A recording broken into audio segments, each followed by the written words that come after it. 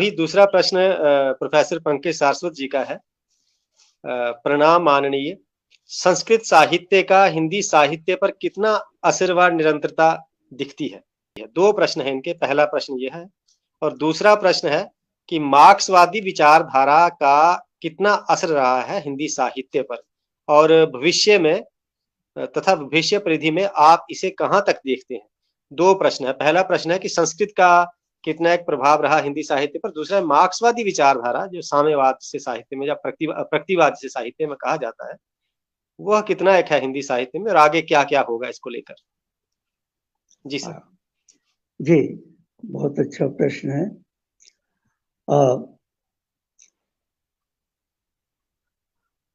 मैं संस्कृत साहित्य के असर की बात कह रहा हूं जी। तो ये तो मान कर चलिए कि संस्कृत साहित्य का प्रभाव हिंदी साहित्य पर रहा ही रहा है और आज भी,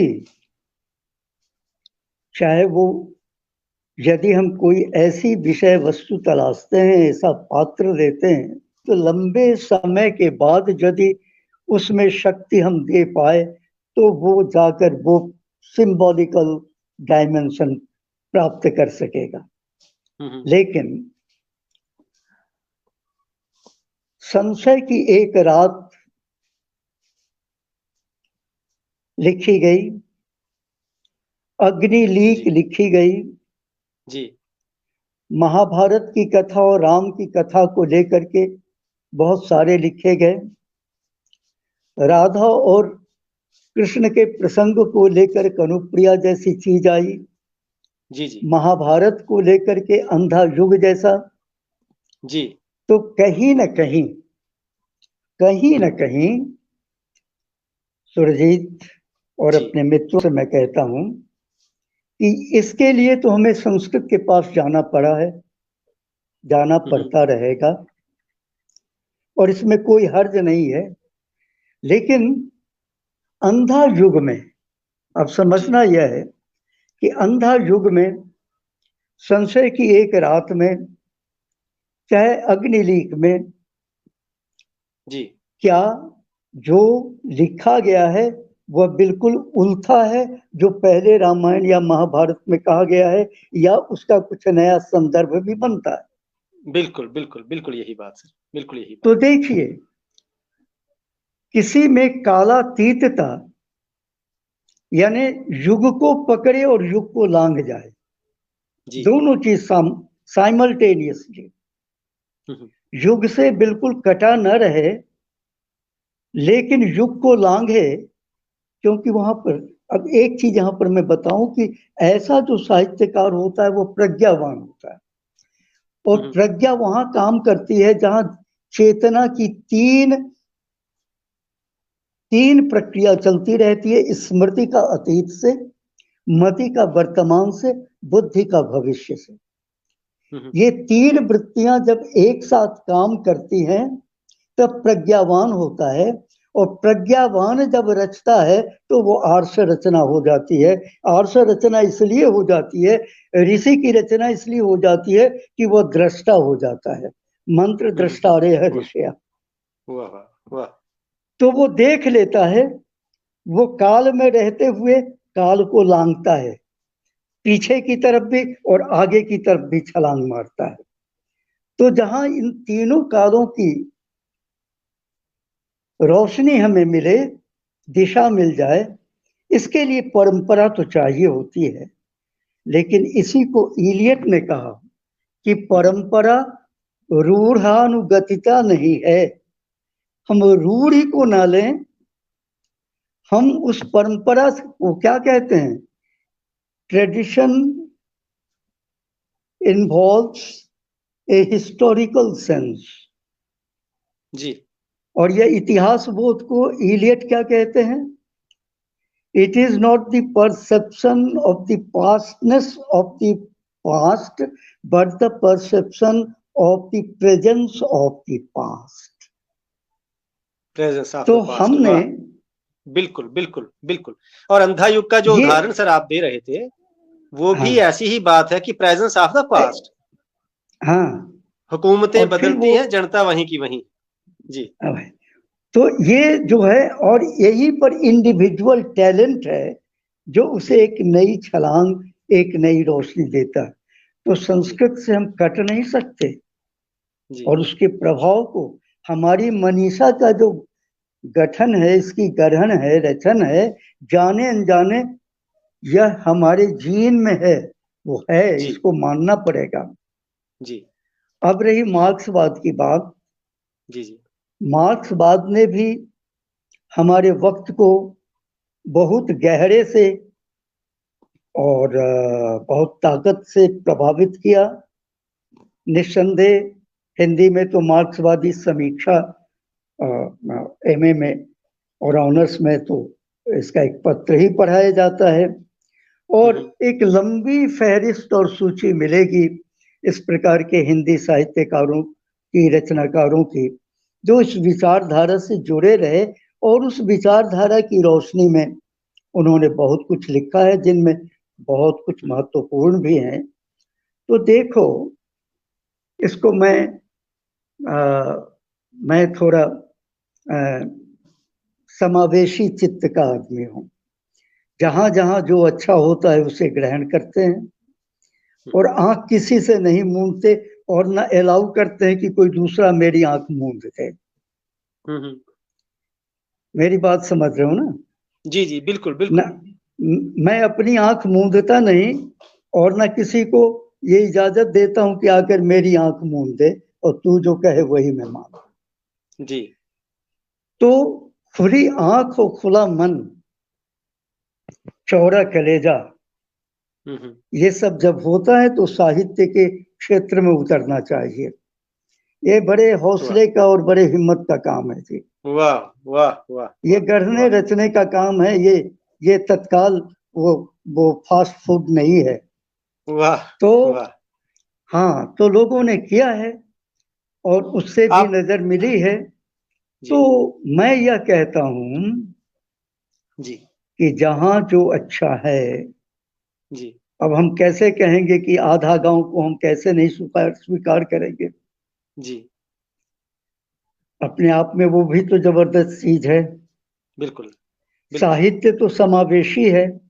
हाँ, जी देखना यह है कि जहां इस विचारधारा के बहाने, चाहे वो विचारधारा कोई हो, हम्म। मैंने एक बार लिखा था, न दक्षिण न वाम, ये रास्ता है आम। मैंने वो कविता पूरी नहीं की। ये कविता नहीं पूरी क्योंकि एक पार्टी आम आम वाली पार्टी भी बन गई। हमने कहा भाई ये लोग कुछ नहीं छोड़ेंगे। तो ये खुला मन, खुली सोच होनी चाहिए, क्योंकि आखिर हम अगर बंध जाएंगे जी इधर या उधर, तो हम टॉर्च बियरर कैसे होंगे? वाह भाई वाह हमारी जिम्मेवारी बड़ी होती है और गहरी होती है। वाह बिल्कुल इसलिए बिल्कुल। हमारी पहचान या और हमारे ऊपर अनुशासन यही होना है कि हर शुभ का स्वीकार और अशुभ से परहेज। बिल्कुल किसी चौड़ा विचारधारा कलेजा के साथ पूरी तरह बंध के रहने की कोई जरूरत नहीं। नहीं, जो हर शुभ एक हो। चीज का मंथन करके उस पर चिंतन मनन हाँ, करना चाहिए। और देखिए ऐसा निस्संदेह। ही, देखिए कैसा इत्तेफाक है कि ऐसा ही अगला प्रश्न है। अलका जी पूछती हैं कि माननीय सर, लेखकों और कवियों में सम्मान की भूख नहीं होनी चाहिए, किंतु ऐसा क्यों है कि सम्मान मिले बिना कुछ सम्मानित महानुभाव अपनी रचनाओं को अपूर्ण समझते हैं? ऐसा ही प्रश्न लगभग मुझे लगता है ये उसी तरह का प्रश्न है कि लेखक किस प्रकार, आपने कहा बहुत दिलेर होना चाहिए, ये अग्निपथ है, ये आसान रास्ता नहीं है, बहुत दिलेरी की बात है, बहुत समझ-बूझ की बात है और सच्चाई का रास्ता है। तो इस प्रकार का आदमी अगर वो भी सम्मान की भूख के लिए तड़पने लगे, तो मेरे ख्याल से लक्ष्य विहीन हो जाएगा। तो ऐसा ही एक प्रश्न अलका शर्मा जी करती। मैं तो इत्तेफाक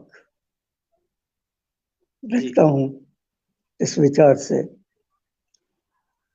और चौंकाने वाली बात है कि हालांकि मैं कोई कठोर कमेंट नहीं करना चाहता, इस उम्र में मैंने बड़ा सब्र किया है जी और बड़ा सब्र करने का आप सबों का प्यार मिल रहा है, जी तो सम्मान तो ये है सबसे बड़ा।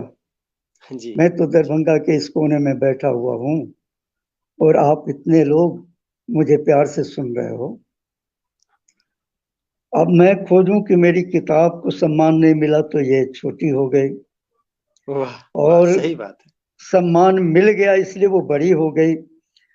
तो तुम तो सुरजीत थोड़ा बहुत मुझे जानते हो, जी मैंने तो अपने तय परहेज किया है। मैं यह दावा नहीं करता हूं कि मैं बड़ा साहित्यकार हूं, मैं अभी भी सीख रहा हूं, तुम सबों से सीखने के लिए बैठा हूं, हर क्षण सीखता हूं।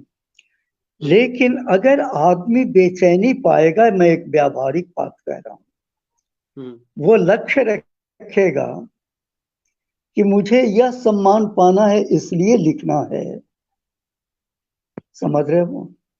जी तो जी लक्ष्य अगर लिखने, तुम्हारा साहित्य तुम्हारा साध्य न होकर साधन है किसी ऐसे लक्ष्य का जहां तुम इसके जरिए पहुंचना चाहते हो, जी तो तुम्हारा समर्पण साहित्य के प्रति कितना होगा। जी दूसरी बात, साहित्य तो एक बहाना पर हो जाएगा और उस लक्ष्य को हासिल करने का एक स्टेपिंग स्टोन, और शायद बुरा न माने तो हो सकता है हम बहुत सारे समझौते कर बैठे जी बिल्कुल जो बिल्कुल हमारे अपने मूल्यों के क्षरण का एक सूचक होगा। बिल्कुल तो बिल्कुल सम्मान मन से हो बड़ा अच्छा है। जी हमें निरंतर खुद से खुद को लांघने की, हमारे सम्मान को सामने न रखो, बस देखो कि आज जो मैंने किया है इससे बेहतर मुझे क्या करना है, कल मैं एक बहुत कदम आगे बढ़ा के नहीं, और वो बहुत अच्छी बढ़िया। तरफ बढ़ा के नहीं, ये होना चाहिए। और इसी से, और रही बात रिकॉग्निशन की, तो भर्तृहरि ने कहा किए जा रहा हूं। हो सकता है पृथ्वी इतनी बड़ी है, काल अनंत है, कहीं कोई समान धर्मा होगा तो हो सकता है उसे मैं अच्छा लग जाऊंगा। जी तो ये धैर्य तो रखना होगा। और मैं समझता हूँ साहित्य के स्वास्थ्य के लिए ये बेचैनी अच्छी नहीं है कि मुझे यह पा लेना है, यह पा लेना है, यह पा लेना है। जी मुझे व्यक्तिगत रूप से भी थोड़ा बहुत जानते होगे, अभी हाल में एक सम्मान की बात आ रही थी जो मैंने तुमसे पूछा था, कहा था, जी और अंततः मैंने निर्णय लिया कि मैंने कुछ ऐसा किया नहीं है, तो मैंने हाथ जोड़कर उससे माफी मांगी और कहा कि मैं कन्विंस नहीं हो पा रहा हूं कि मैं कैसे जी कुछ करता जी तो ले लेता, क्योंकि बहुत कम लोग बचे हैं ऐसे, ज्यादातर लोग सम्मान के लिए नहीं। ही लिख रहे हैं। अच्छा, चलो जी चलो, मैं किसी को कुछ कहता नहीं, चलो इस जरिए भी कुछ बढ़ रहे हैं तो अच्छा, जी भगवान सबको सद्बुद्धि दे, और क्या कह सकता जी हूँ। ये त्रासदी है। और हम बहुत जोर से, आपने बहुत मुलायम शब्दों में सारी बात कही, लेकिन हम बहुत जोर से इस बात पे बार बार मंडली की ओर से एक शोर सा हमने शुरू कर दिया है कि पुरस्कार के लिए ना लिखिए, साहित्य साध्य है, साधन नहीं। अजय अनंत जी कह रहे हैं, बच्चों जैसी मासूमियत, भावनाओं से भरा दिल, उम्र का तजुर्बा, प्यारी सी आवाज में आपकी बातें किसी कविता से कम नहीं लग रही हैं। नमन है अरे आपको अजीत वर्मा जी। हम्म। अरे अरे तो अरे, बहुत बहुत बहुत स्नेह आपको।